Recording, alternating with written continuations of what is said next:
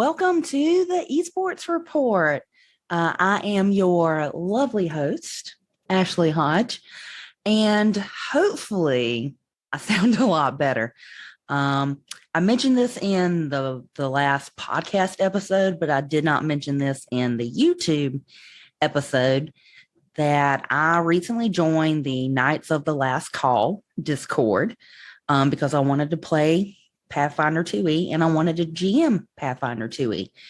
And my husband showed me a thread that was for, audio help. And I ended up running into Ben, who works on the Last Call, Knights of the Last Call podcast. And he was able to recommend a USB mic for me. So what I'm currently using is the Shure M7. It's a USB mic. It is a XRL mic too, but I don't have an interface to plug that into. So I'm just using it as a USB. So I'm pretty excited about that. So let's talk about today's episode. So today's episode is going to be a deep dive into the GHSA Esports By-Laws. I feel like a lot of coaches or schools, students and parents don't know how to get to the bylaws. So I'm going to show you how to get there. I'm going to show you where you can find it. And then we're going to analyze and look at them together.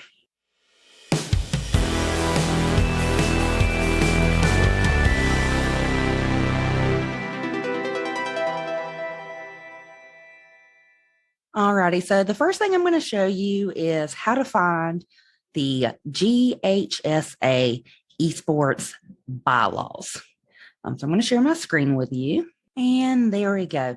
So I am currently at GHSA.net. That is the Georgia High School Association website. So once you get to this site, you're going to go over here where it says Quick Source in red. And it is the second option, Constitution and Bylaws. So if you click on that link, it's going to take you here, and you want to click on the very first one because that is the 2021-2022 Bylaws. So it's going to open their Constitution, which is very large. So what you want to do is hit Control F or Command F. If you're using a Windows or a Mac, type in esports, and the very first one it will show you is where it is. It's on page 95. But if I hit the second one, third one, it's going to take me down here to where the esports bylaws are. So here we are. All right. So these are the Georgia Esports By-Laws. All right. So we have some general information at the top. It says esports is a state championship co-ed event open to all GHSA schools in all classifications. There will be a fall season and spring season each year with specific dates published on the GHSA website. Each game's championship will be determined by a single elimination tournament. Each team will consist of 3 to 5 players, depending on the requirements of a specific game. Alternates may be chosen and multiple teams are allowed. Eligibility reports are required for all participants. Participants must be academically eligible as specified in the Bylaw 150 and cannot be a migrant student as defined in the Bylaw 160. Eligibility reports must be received in the GHSA office at least 20 calendar days prior to the first contest. All matches and game rules must be overseen and managed by the company PlayVS Inc. In addition to PlayVS rules, school must follow the GHSA bylaws, which will take precedent over PlayVS procedures. PlayVS will specify equipment needed for competition in each game. In general, coaches should have access to the communication platform utilized by PlayVS. Sportsmanship of coaches and players will be monitored by PlayVS and the GHSA. Rosters will be managed during registration for the games with PlayVS. All practices and matches must be conducted in the physical presence of a certified coach. Students may not play GHSA Esports from home.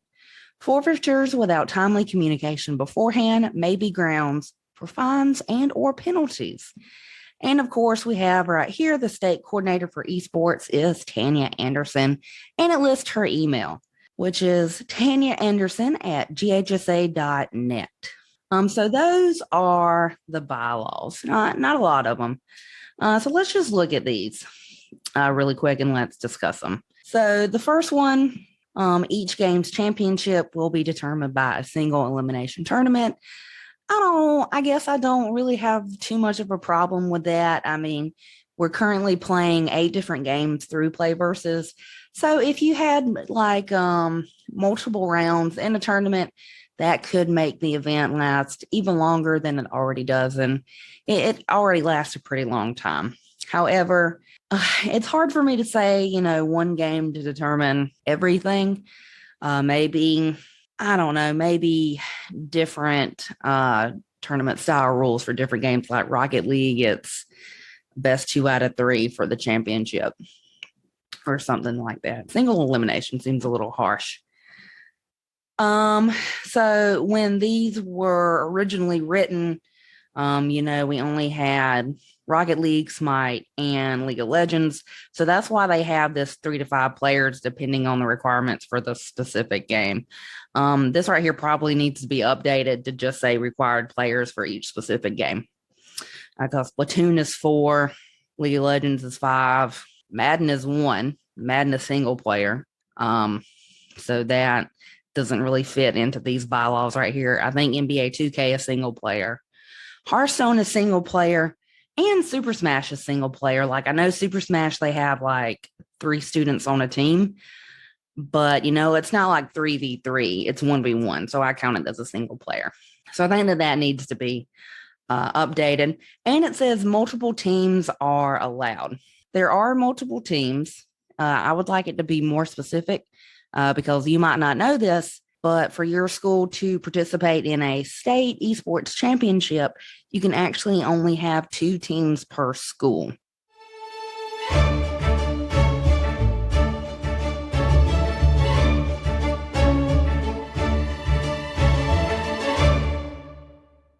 Correction, that is 2 teams per game. For example, I had 3 Madden players this year, and only 2 of them could go to playoffs.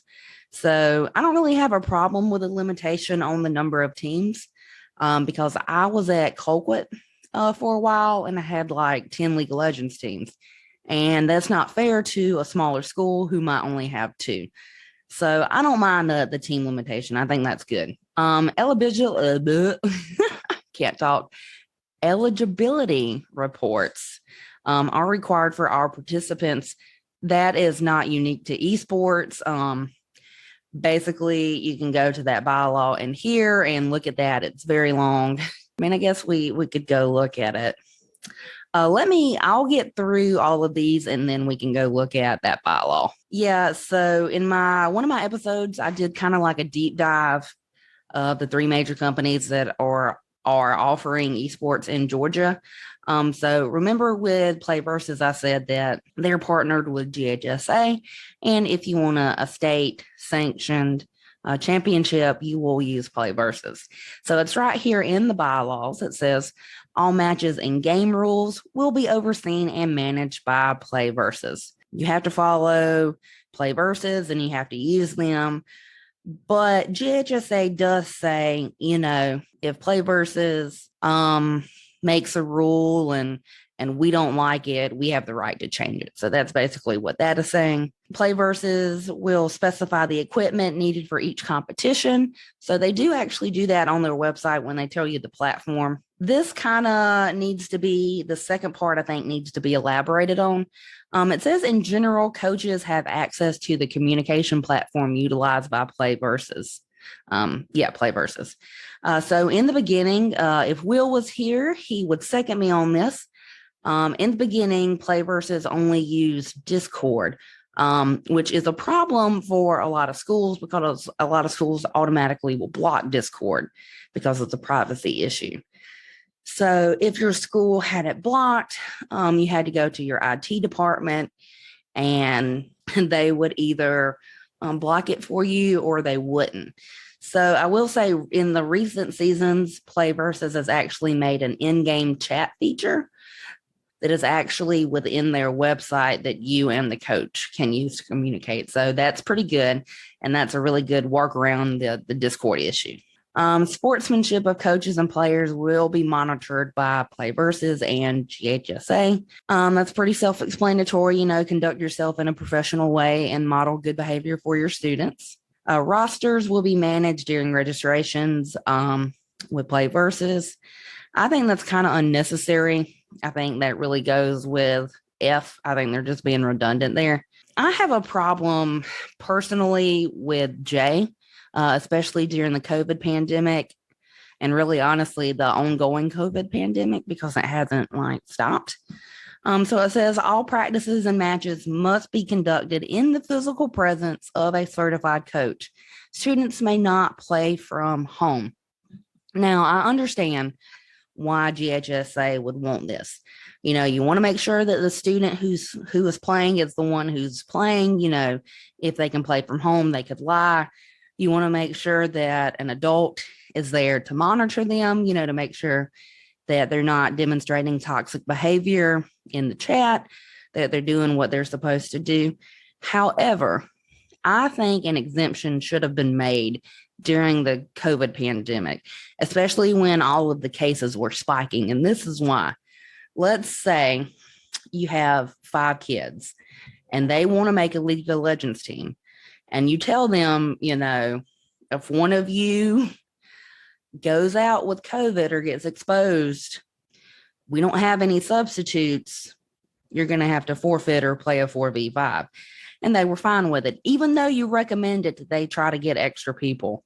And we ended up having a lot of forfeits. That was just a personal example from my school, but I know a lot of schools ended up having to forfeit. Not last year, 2021, 2022, not this past school year, but the one before it was awful.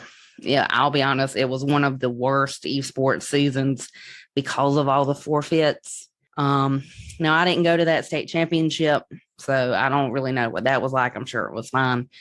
But I just think if COVID numbers, are increasing or there's some kind of thing that happens and the students and the staff can't physically be at the school, that there should be exemptions for that. Forfeitures without timely communication beforehand may be grounds for fines and other penalties. I'll be honest with you, this is very aggravating and it's still happening. It still happened in this season. It would be game day and I would get an email 30 minutes before a match or 5 minutes before a match with a coach telling me that they couldn't play and they needed to, reschedule. I'll be honest, it's a little aggravating. Generally, what I find is a good practice is you email the coach at the beginning of the week. Hey, my team, Dunkin' Donuts, is playing against your team, Pizza Hut, and we're playing Super Smash on this day at this time. Hope to see you there. Looking forward to see you there. Whatever, blah, blah, blah. And in the subject line, what I would do is make sure you put your team name and then the coach's student's team name that you're going against. That makes life a lot easier. Because when somebody just emails me and says, hey, I'm Coach Bob from whatever school, that really doesn't help me. I need to know the names of the teams and the game, and that'll help me a lot. But that's just a personal thing that I do. So that's the bylaws. So I guess we're going to go look at bylaw 150 really quick because eligibility is a big deal. So what it says is students gain eligibility to practice or compete for the school in which they enroll after they have been certified by the principal of that school, after the forms have been processed by the GHSA office, and after the student has met the standards of academic requirements, age, semester in high school, residence in the school service area, transfer rules, and note it says students who are entering the 9th grade, they automatically can play. So that's a good thing. If you have ninth graders interested, they can automatically play. Right. So it says, hey, this certification for these students must be submitted in each sport no later than the date set by the GHSA for the first practice in that sport or activity. So a student is ineligible if they have a court restraining order or injunction against the school or GHSA, and then has the court order vacated, stayed reversed, or ruled unjustified. The executive director shall take one or more of the following actions against the school involved in the interest of restitution and fairness to the competing schools. Require that students or team records and performances achieved during participation by the ineligible school be vacated or stricken. Require that the team victories be forfeit to the opponents, and require that the teams awarded earned by the school or individual rewards by the ineligible students to be returned to GHSA. So to be eligible, you must be enrolled as a full-time student. Enrollment is defined as the fall semester when the student participates in a practice or contest before class begins, or the student attend classes. Spring semester when the student attends classes. And then a student must be enrolled in only one high school at a time. The student must be in regular attendance, and the student must take courses in total at least with 2.5 units that count towards graduation. Okay. And then they have a note right here if you're transferring from a block schedule. So let's go down here to age. Basically, to participate in esports, you must not have reached your 19th birthday prior to May 1st, preceding the year of the student's participation. And then, of course, it talks about physicals and how you have to have those. Those are usually conducted at the school. I know our school has a special day when doctors come and do physicals. So you might want to talk to your school about that. So here's another thing about academics. The student has to have 8 consecutive semesters or 4 consecutive years of eligibility from the date of entry into ninth grade to be eligible for competition. A student is not considered to have entered the ninth grade when the high school level courses are taken if the student is regularly enrolled in a school in a grade below the ninth grade. Credits earned towards high school graduation, which are taken below the ninth grade, may be used when considering eligibility. The provisions of the 8th semester rule in the case of an individual student may be waived by the executive director upon presentation of evidence of true hardship beyond the student's control, or by the state executive committee upon a timely application by a member school for the placement of their spring or fall agenda. Okay, so there's that. And that's really all you need to, talk about. The rest of this, if you want to, you can kind of read on your own. There is a rule about transfer students if your kid or student falls into that. So there you go. But I did want to go over those with you guys, especially coaches. So now that you know what they are. So I hope you found this helpful. And I'm going to take a quick break and try to learn how to talk again. All right. Welcome back to the Esports Report. Hopefully, I will not stumble over my words in this conclusion. So, yeah, I know we normally do the 1-minute rant, but it's really hard to rant during summer break. So I hope everybody has a good rest of their day. And as always, feel free to contact us, Facebook, Twitter, email, if you want to come on the pod, if you have a topic idea that you want us to discuss. We love hearing from you guys. So I hope you have a good day. Bye.